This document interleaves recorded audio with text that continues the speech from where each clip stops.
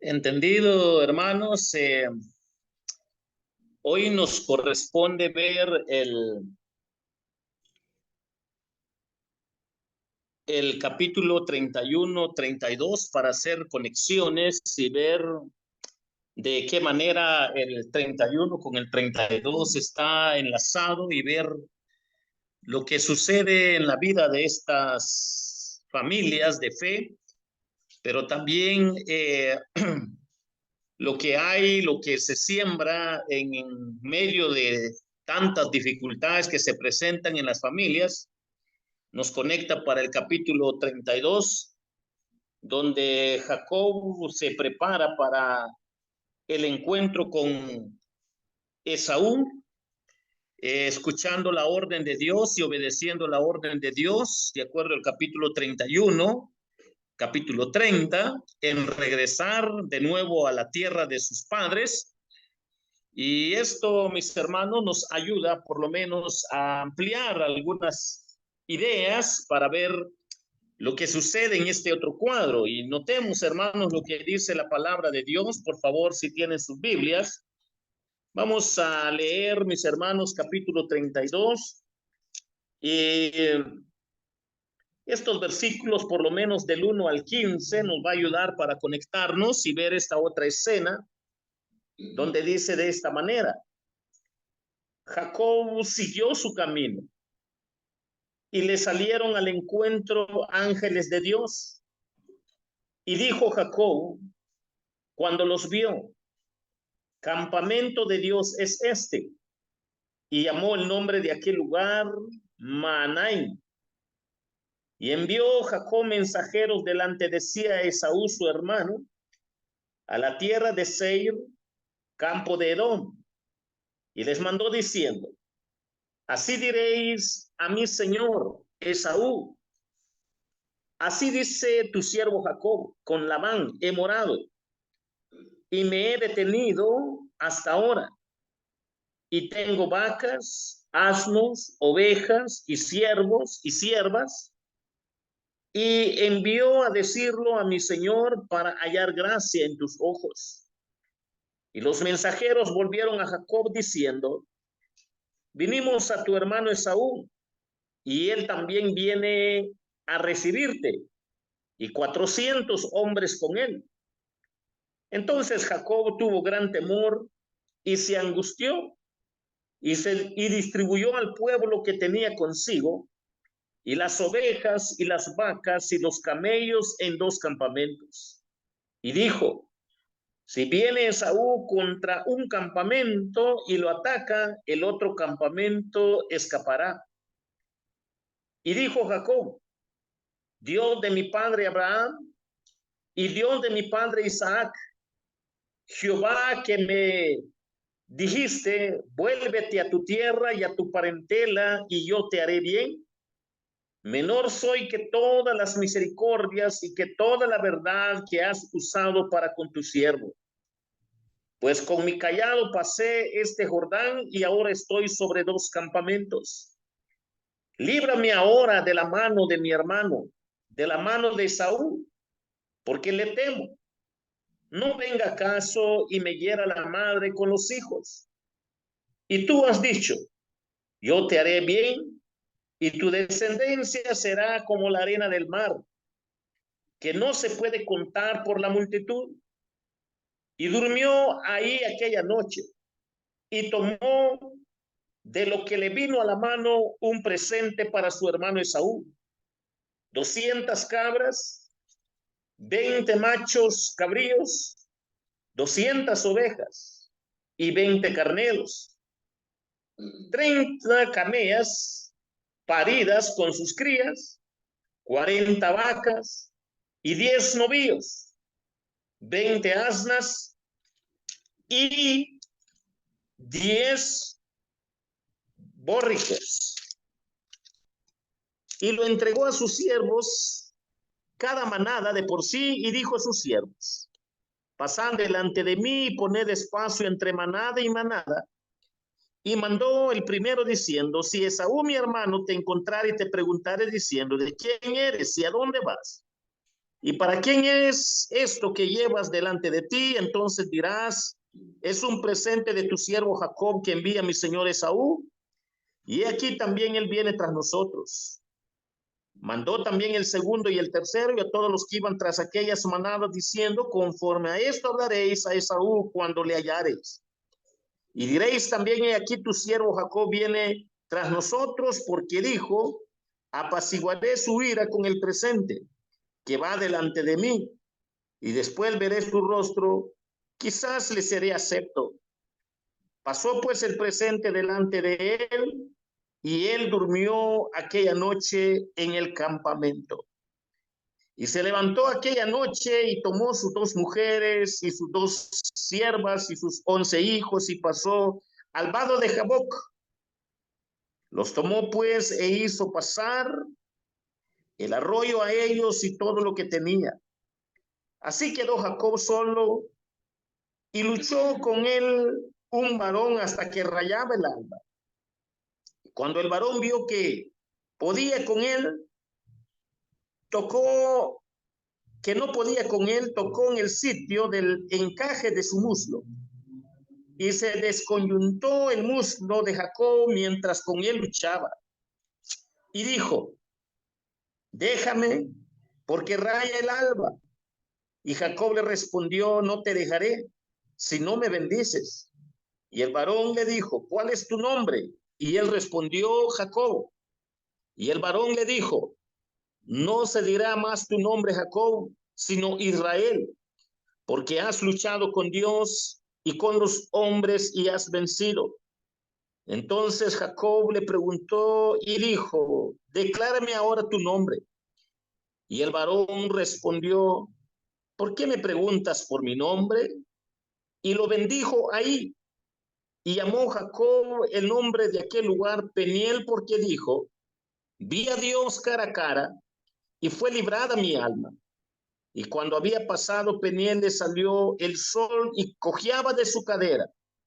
Por esto no comen los hijos de Israel hasta hoy del tendón que se contrajo, el cual está en el encaje del muslo, porque tocó a Jacob este sitio de su muslo en el tendón que se contrajo. Hermanos, quiero compartir con ustedes estos versículos para poder recordar, hermanos, cómo es que esta escena se da de una manera, en cierta forma, para los seres humanos tan triste, porque sale a luz lo que la Biblia revela, que lo que siembra el hombre lo cosecha. Y cuando nosotros recordamos el trasfondo de vida de este hombre, de Jacob, cómo le roba la primogenitura a su hermano Esaú, cuando nosotros vemos que el propio nombre de Jacob lo que significa es engañoso, tramposo, podemos nosotros darnos cuenta, mis hermanos, que la escena de cómo él obtuvo la primogenitura de su padre no fue en el orden correcto con la participación de su madre. Pero también el otro no era monedito de oro, el otro era muy carnal, el otro no le interesaba la primogenitura, el otro por un plato de lenteja pues vendía lo que podía. No era aquel que realmente le apasionaban las cosas espirituales, le apasionaba el orden mesiánico, el linaje mesiánico, no era aquel que le apasionaba lo que venía después de la muerte, no era aquel que le apasionaba qué iba a pasar con la humanidad después de que Dios terminara su plan con el mundo. A este tipo de hombre conocido como Esaú, no es de este tipo de hombres. Mientras que Jacob sí era de este tipo de hombres, que él sí quería la primogenitura, porque más que lo hacía por tener ambición de cosas terrenales, porque sabía que tenía doble primogenitura, doble bendición material y espiritual. La prioridad de su corazón era que pasara la línea mesiánica en su linaje, donde sería bendita todas las naciones, y entender que de ahí venía la cronología mesiánica. Entonces, cuando vemos el corazón de Esaú, que es muy carnal, con carencia de fe, cuando vemos el corazón de Jacob, que es un hombre de fe, pero que no era la forma correcta de vivirla, de practicarla, todavía no había tenido ese encuentro donde Dios tenía que hacer algo con el corazón, los pensamientos y los sentimientos de Jacob. Y es lo que ahora la palabra del Señor nos conecta en este otro cuadro. Podemos notar que aunque Dios ya le había hecho de manera especial muchos bienes, Dios ya se había manifestado a Abraham y a Isaac y a Jacob. Tenemos que entender que un encuentro muy íntimo entre Dios y Jacob se da hasta en esta escena, para ver cómo nosotros notar las maravillas y el poder de Dios, cómo Dios cambia y transforma a los hombres. Pero antes de llegar a esta escena, recordemos, mis hermanos, que los ángeles de Dios se aparecieron a Jacob para darle ánimo con la seguridad de la protección divina. Cuando nosotros leemos el capítulo 32, versículo 1, 2, 3, los primeros versículos, podemos nosotros darnos cuenta que los ángeles de Dios se aparecieron a Jacob para darle ánimo con la seguridad de que Dios los iba a proteger. Cuando Dios somete a su pueblo a grandes pruebas, cuando Dios somete a sus hijos a pruebas de fe, de alguna forma los prepara por medio de grandes consolaciones a través de seres sobrenaturales para darles palabras de consuelo. Tristemente, hermanos, a veces esta parte se nos olvida a nosotros, que a veces queremos depender mucho de los humanos o de los cristianos, sin recordar de que Dios es el primero quien consuela los corazones en medio de las pruebas que pueden llegar. Después los seres sobrenaturales que Dios mismo ha creado, y por último vienen los seres terrenales que son hombres de fe, que pueden dar palabras de consuelo, pero que Dios es primero, luego las criaturas sobrenaturales y luego las criaturas naturales que se unen con un mismo propósito de que Dios sea exaltado a través de la fe en Él, en la confianza en Él, para poder consolar a su pueblo cuando de alguna manera se presentan dificultades o cuando ya se empiezan a cosechar lo que se ha sembrado, ya sea positivo o ya sea negativo. Cuando nosotros vemos esta escena, nosotros podemos darnos cuenta que mientras Jacob, a quien pertenecía la promesa mesiánica, estuvo trabajando con ardor de día y de noche, de acuerdo al capítulo anterior que estuvimos aprendiendo, de acuerdo al testimonio que le da a sus esposas. Un hombre trabajador, un hombre madrugador, un hombre que desvelaba para cuidar el rebaño, que le trabajaba muy duro al suegro Jetro, que el suegro Jetro se aprovechaba de él. Cuando nosotros vemos la responsabilidad del trabajo, nosotros podemos darnos cuenta entonces que él, de manera muy especial, con esta personalidad, solo refleja que era un hombre muy responsable en las cosas terrenales para poder administrarlo terrenalmente.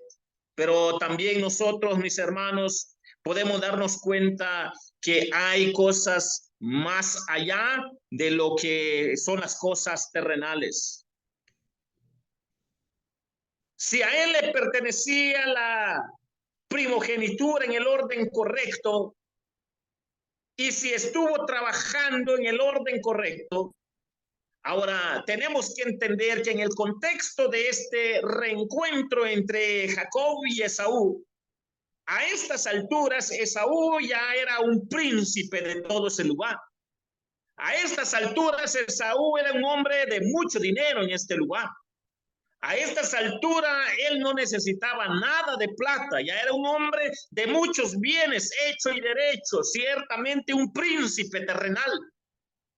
Un hombre que, de alguna manera, con todo lo que él podía obtener en las cosas terrenales, él estaba contento con lo que ya él podía tener como humano sobre la tierra.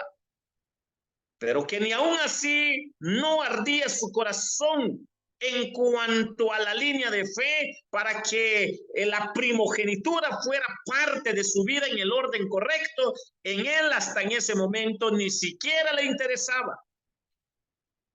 Pero a Jacob, de alguna manera, a Jacob sí le interesaba, y nos ayuda a comprender, mis hermanos, que Jacob en esta otra escena nos ayuda a entender de que él mandó un mensaje demostrando que no insistía en la primogenitura.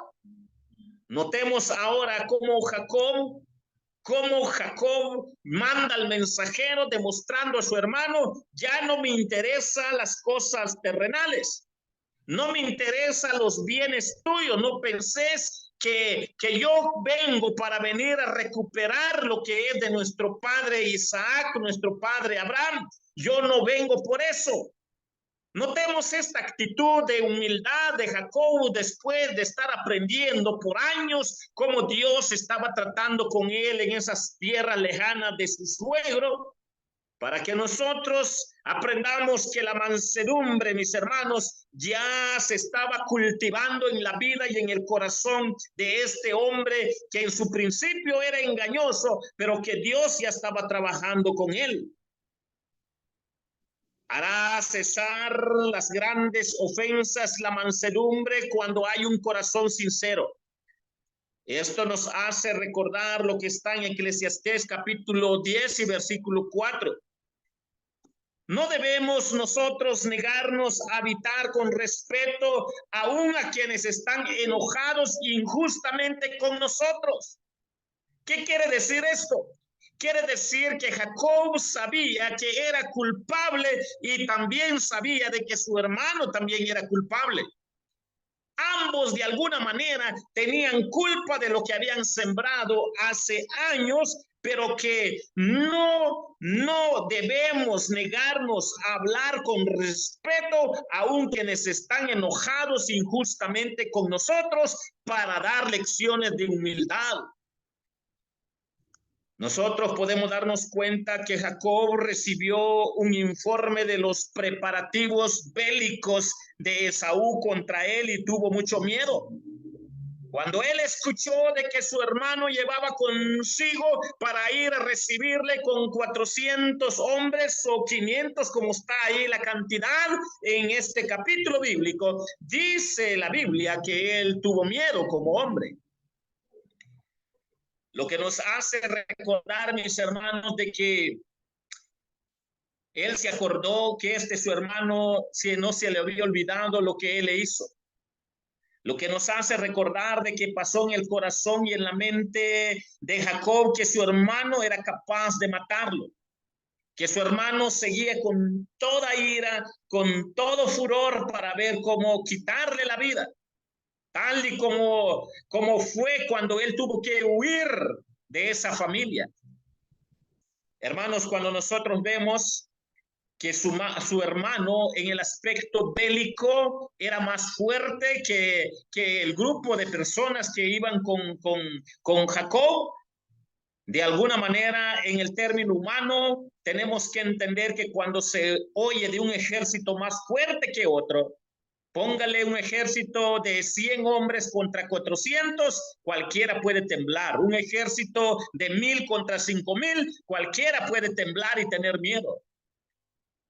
Y esto solo nos hace recordar, mis hermanos, la tristeza que hay cuando desde un inicio no se da el orden que es agradable delante de Dios para poder llegar a obtener las bendiciones de Dios en cuanto a la primogenitura, sino se da en el término humano, egoísta y muy particular. Hermanos, esto es la tentación hasta el día de hoy. La tentación hasta el día de hoy para los cristianos es que a veces se quiere hacer lo bueno, pero en la forma incorrecta. La tentación del día de hoy es que muchas veces los cristianos tienen buenas intenciones para hacer lo correcto, pero se hace de manera incorrecta. Se usa la política, el relativismo, la media verdad, las intenciones egoístas, y esto hace que tarde o temprano vaya a haber una contienda, pero cuando Dios sabe que es parte de su pueblo, que son parte de su pueblo, que hay otro grupo que no son parte de su pueblo, el Señor lo va a enlazar para que puedan lucir en su fe y enseñarles a ser humildes, enseñarles a ser quebrantados, enseñarles a depender de Dios para que Dios obre en el corazón de aquellos quienes se han equivocado. Es interesante, mis hermanos, la lección que nos deja este cuadro. No debemos negarnos a hablar cuando ha habido odio, discordia. Debemos de ver que aunque haya algo que realmente no estuvo en el orden de Dios, tener la disposición de ser humilde, de ser manso, de reconocer que la forma en que se hizo no es lo correcto, va a glorificarse Dios cuando hay disposición de parte de los que tienen temor de Dios. Y podemos darnos cuenta, mis hermanos, que Jacob ya tenía esto desde que principió el viaje de la salida de allá con su suegro. Él ya venía pensando y meditando de qué forma había salido de la casa de su padre, engañando a su padre y a su hermano. Pero ni aún así él obedeció.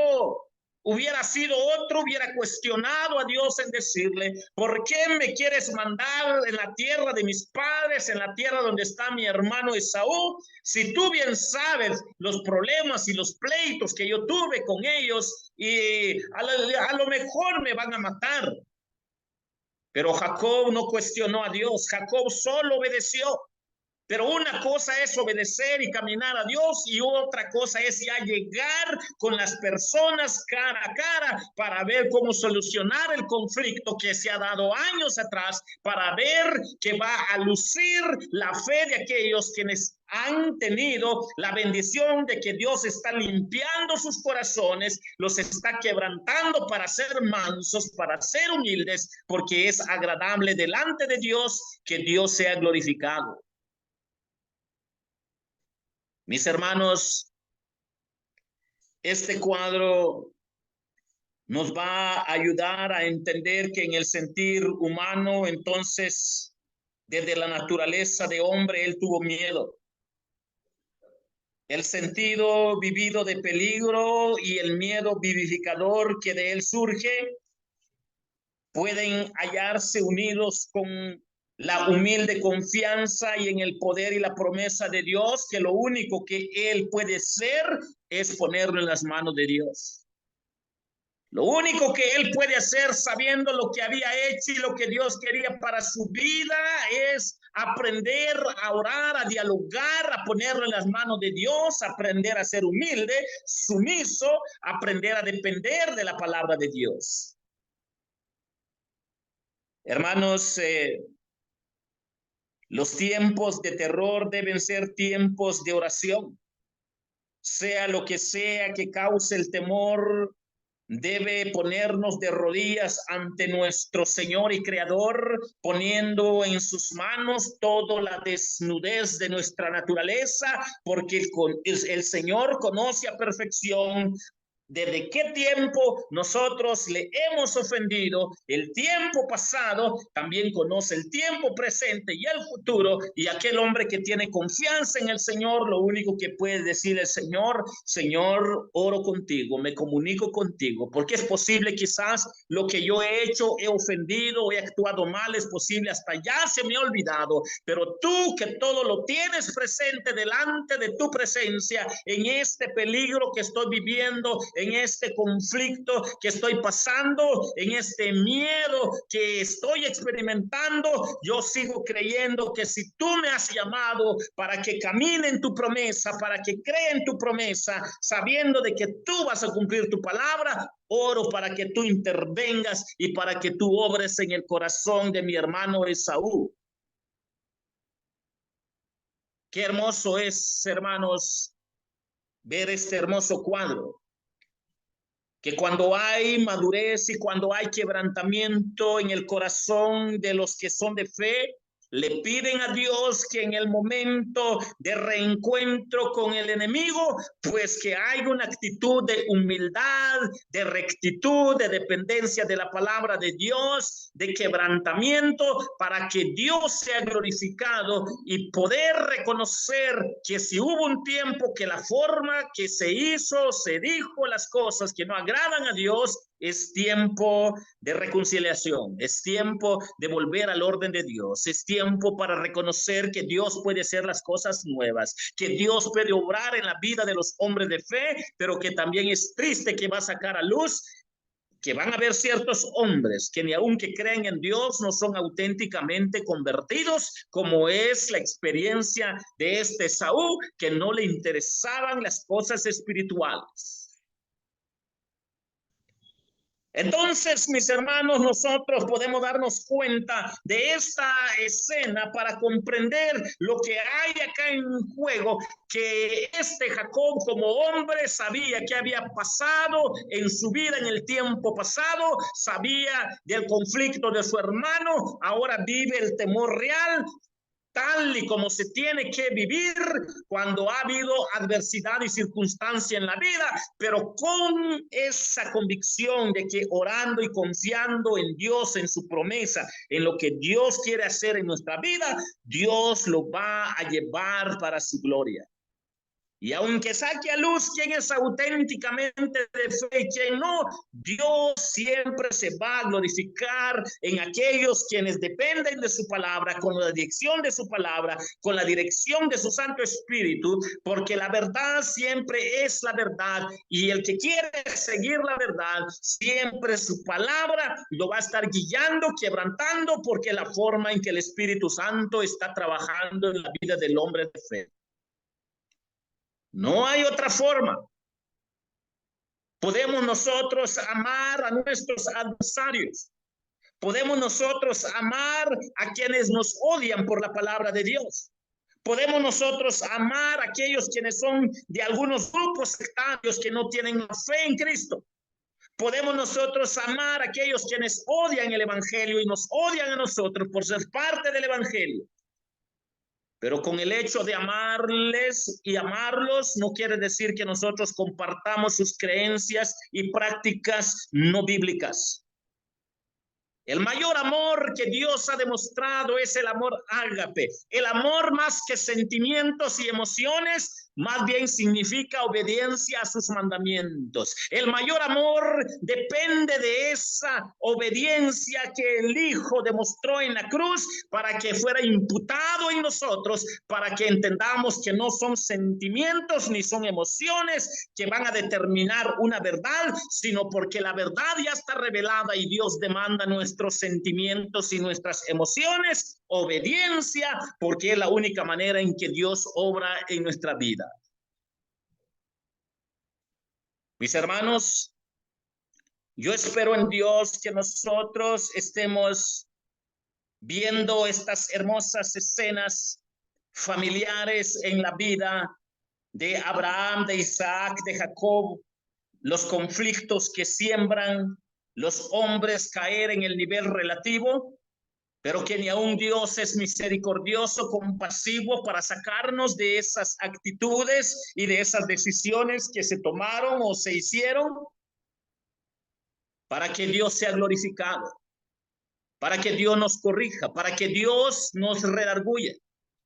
Si bien es cierto que Dios nos perdona desde el momento en que nos convertimos, pues después de la conversión, después de haber encontrado a Jesús como Señor y Salvador de nuestras vidas, el proceso de santificación es de sacar todo lo sucio, todo lo negro, todo lo que no es bíblico, todo lo que no es pensamiento, sentimientos bíblicos, todo lo que no son acciones bíblicas, todo lo que es contra la palabra de Dios y Dios en los hombres de fe. Si bien es cierto que se pueden equivocar, pero el hombre de fe no se siente contento porque sabe que ha ofendido a Dios, pero Dios sigue trabajando a través de su Santo Espíritu y su bendita palabra para corregir, para redarguir, para que Dios sea glorificado en la vida de los hombres de fe.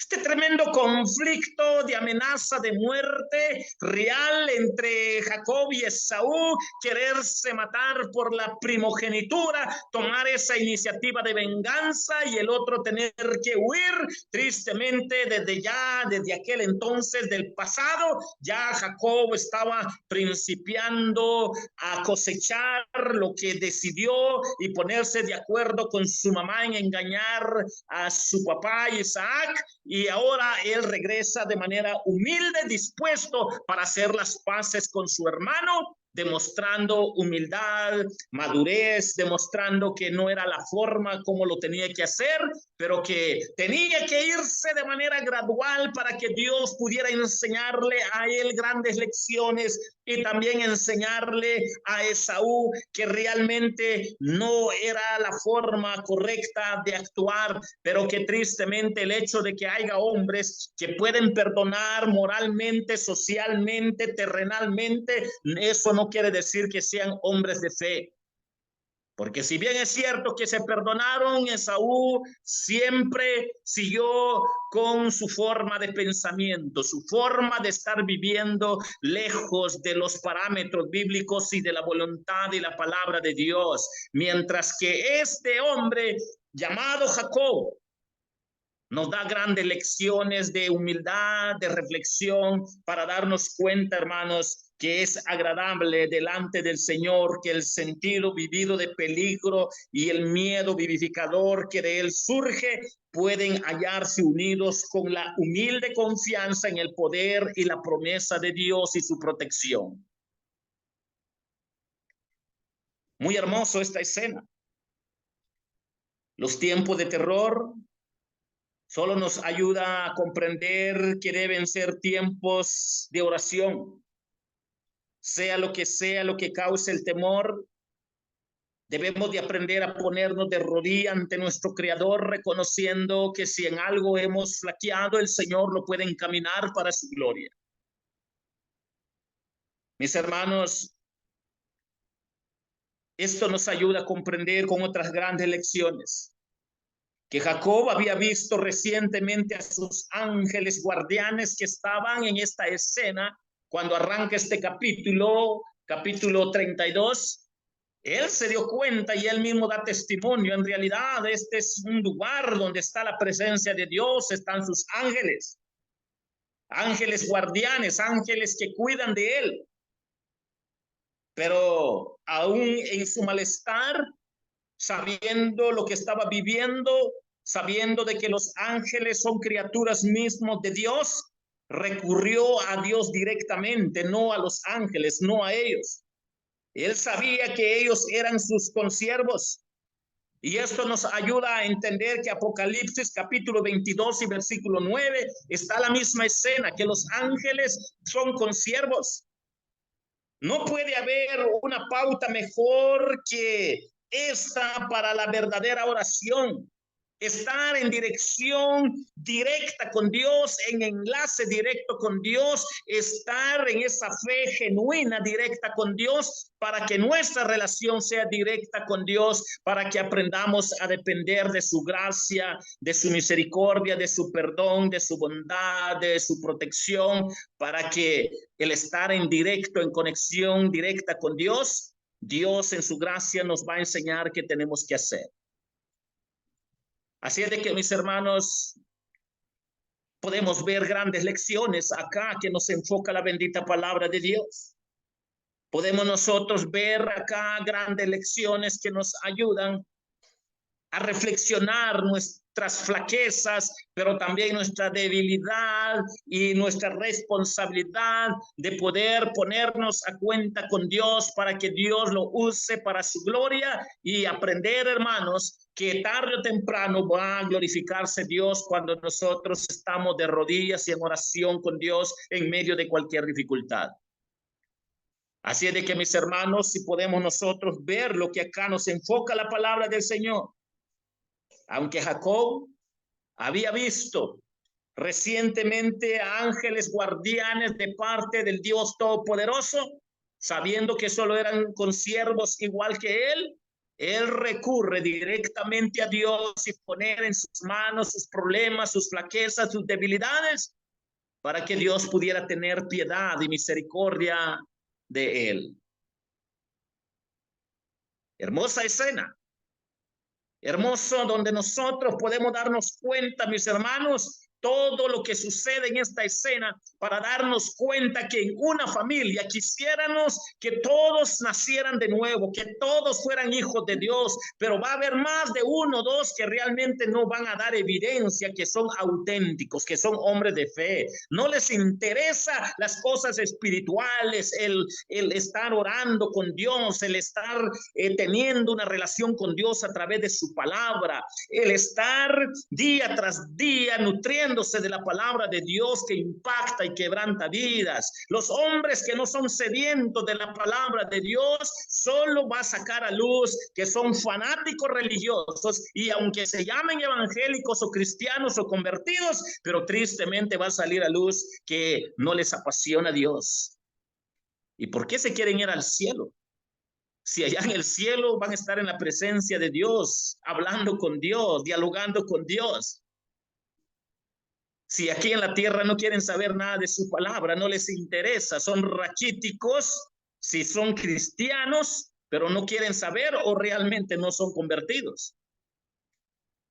Pero esto nos ayuda a reflexionar, mis hermanos, para que nosotros podamos darnos cuenta de esta escena y cómo Dios en su gracia nos enseña y nos da de su orden, de su palabra, para que a través de esa relación con Dios nos lleve al punto donde tenemos que corregirnos, confrontar lo que es enemistad contra Dios, para poder Dios obrar en nosotros y aprender a ser más humildes y sumisos de acuerdo a su palabra. Hermanos, yo espero en Dios que esta escena, que solo en esta escena todavía nos faltan otras lecciones de este capítulo 32. Por lo menos vamos en los primeros versículos para poder entender qué sucede en esta otra escena, para darnos cuenta de cómo los auténticos hombres de fe actúan en medio de las dificultades.